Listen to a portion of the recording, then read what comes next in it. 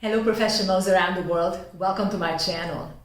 If you'd like to get better and possibly more sleep, you've come to the right place. In this video, I share a variety of wind-down activities that work for me to get great sleep. Sleep is an underestimated but extremely important factor in maintaining our physical and mental health. So my hope is that some of these wind-down activities will help you as well to get great sleep just about every night.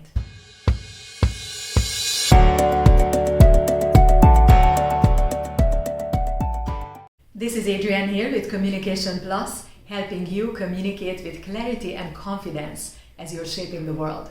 If you're new here, be sure to click on the subscribe button so you don't miss out on any relevant content. It comes your way every Thursday.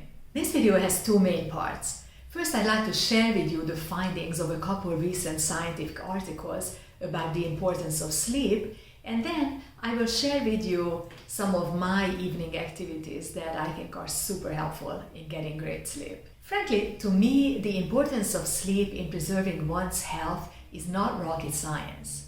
I grew up with my grandmother, who was born in 1912 and had very little formal education due to her circumstances, but lots of common sense and lots of old-fashioned wisdom.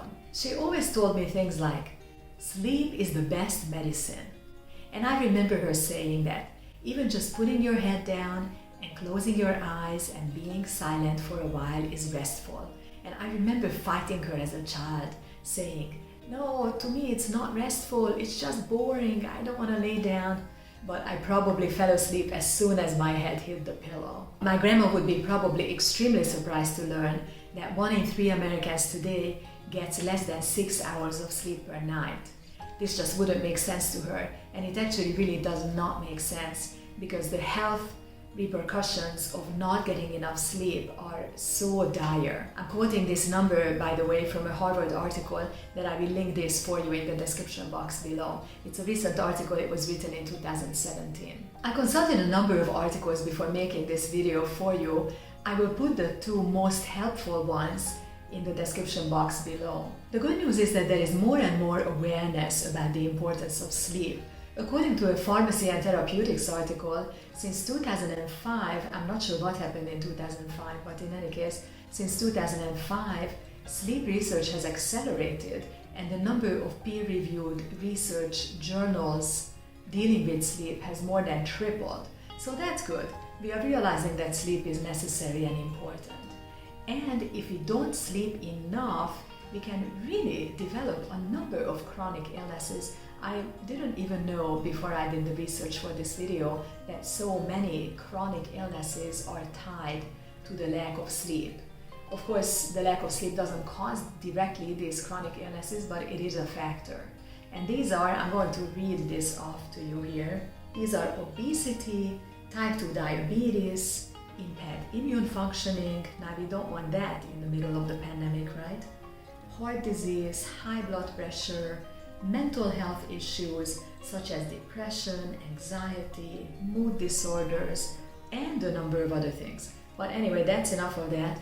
I really don't want to scare you. I just think it's important for us to be aware of how important sleep is and make sure that we have good sleep hygiene. I know many of us are so busy despite the pandemic, or maybe because of it, and it's a tempting alternative to cheat ourselves out of sleep hours in order to use that time for productive activities.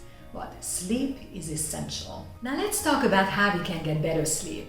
One thing that really helps me is going for a walk midday or after I'm done working. If it's a really nice sunny day, then I really like to get out in the middle of the day.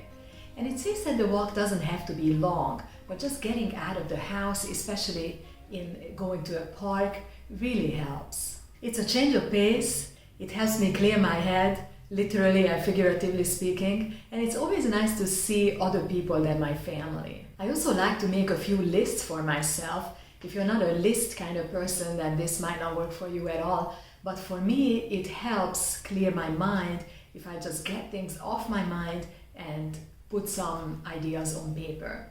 Such as I make a list of the tasks that I want to accomplish the next day, work-related tasks.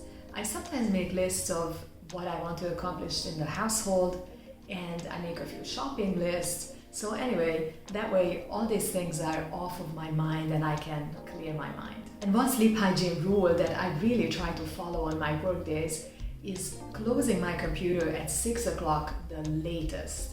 So I try not to look at screens after 6 o'clock.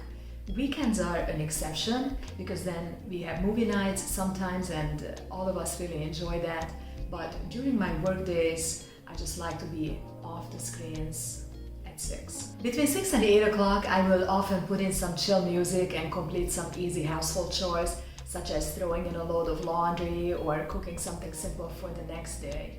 If I decide to still do work, which I sometimes do, then I will try to do that on paper rather than on my computer. I can still brainstorm, jot down some ideas, maybe come up with some outlines in my head, think about course ideas or whatever I have to do.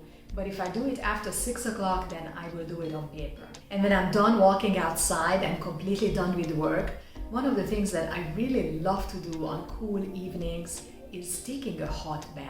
You don't have any special kind of a tub, it's not a jacuzzi or a Japanese bath or anything, it's just a plain old bathtub. But I don't care, it still feels really good to be immersed in hot water. It relaxes me every time. And once I'm all relaxed and clean, I put some comfortable clothes on and I often do some light stretches. I might do some stretches on my own or I might do a yoga practice. I really love the channel called Yoga with Adrienne.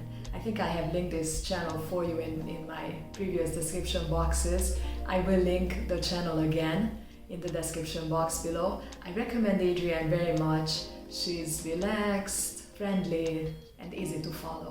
I don't like to do any kind of aerobic exercise in the evening because that gets me all wound up instead of winding me down.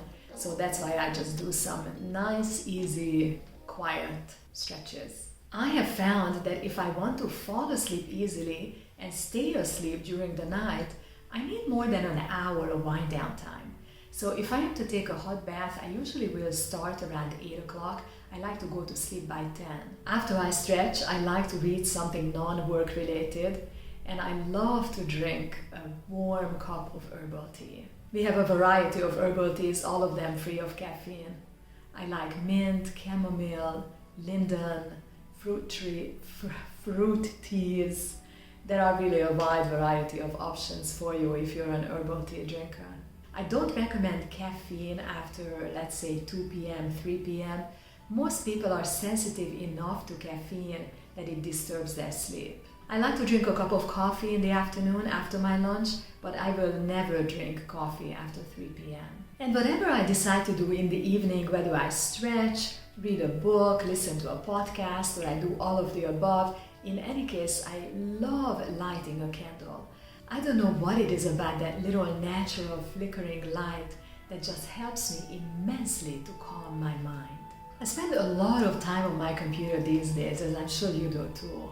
So oftentimes by the evening, my eyes are just too tired to read. One of my favorite evening wind-down activities has become listening to podcasts or audiobooks. I like to just sit down, bundle up, close my eyes, rest my eyes, and listen to something interesting in the meantime. And the very last thing I like to do every evening is air out our bedroom before we go to sleep.